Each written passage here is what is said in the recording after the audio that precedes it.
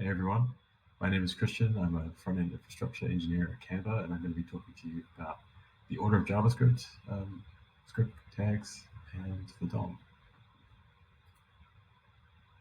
So in the last video I presented, I talked about two ways we can include JavaScript in our HTML documents. The first way is by a really simple script tag with the script inside the script tag. The other way was to use an external script, so a separate file. So now we know how to include JavaScript in our documents. How do we actually run this inside the browser? So to demonstrate this, I've got a few examples to run through. This one here is just a snippet of a full HTML document. You can imagine the rest.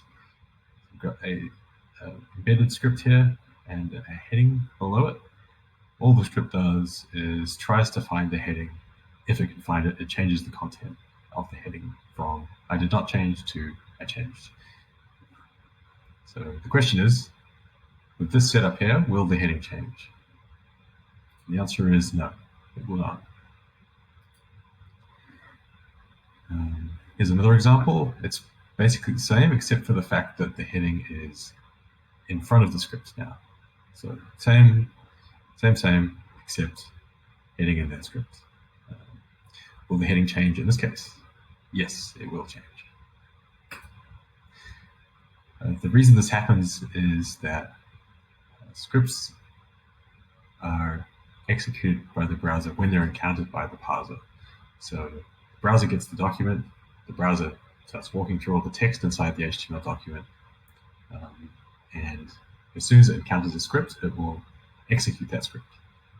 So if your heading is after the script in the document, the heading won't exist yet. The browser hasn't seen it, so there's no way that JavaScript can find it or change it. How does this change if we have our script in a separate file instead of having it embedded in the document? So the same here, you just pretend that there's a file called change heading and it contains the same JavaScript as before. So it looks for the heading and tries to change it if it can find it. In this case, we put the script first and then the heading second. So what do you think will happen? No change. In this case, similar to last time, flip the order, script coming after the heading. Yes, this will change in this case. Even when the script is external, the browser will still wait to run that script before continuing parsing the rest of the document, creating any elements that are after the script. And even if the internet is really slow, it still has to wait for that file to download and then run it and then move on from that script.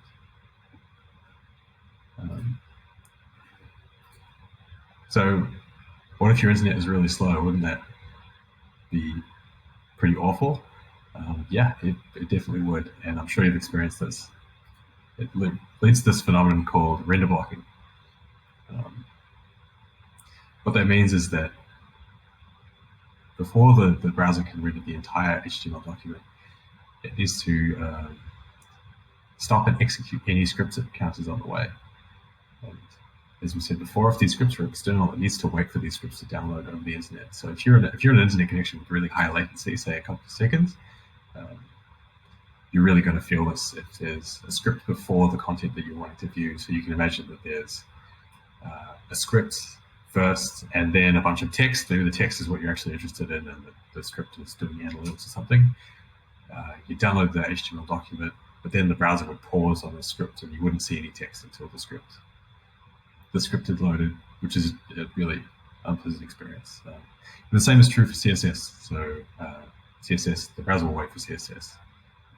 The reason being that if it renders before it's downloaded the CSS, then you'll initially see the unstyled version of the document, and then you'll see the styled version, which is a crappy experience. Here is a link to a demo where I run through a few examples to kind of make this a bit more understandable. This link is clickable if you're watching this on Canva, but if not, the link will be available elsewhere. Well, thank you for watching.